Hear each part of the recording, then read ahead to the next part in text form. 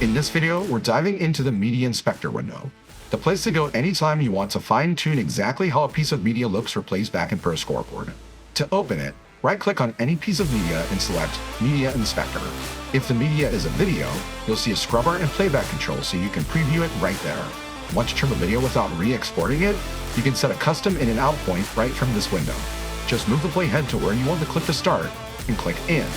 Then move it to where you want to end and click out. In the top right, you'll find 3 tabs: Info, Properties, and Effects. The Info tab shows you the name or label of your media along with other file details.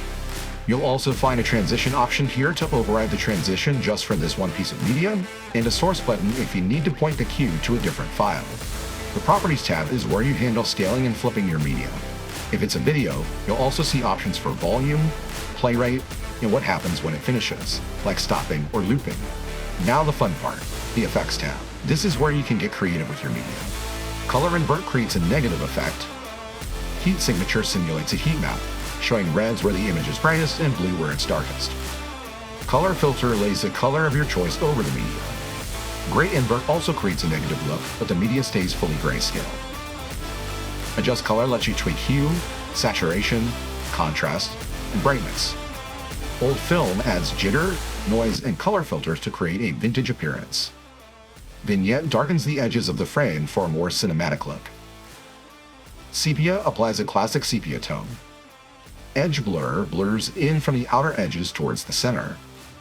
Halftone gives your media a comic book feel, with sliders for sharpness, gray, and saturation.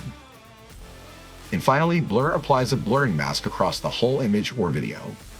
Also note that you can apply multiple effects to the same media. And that's Media Properties and Effects.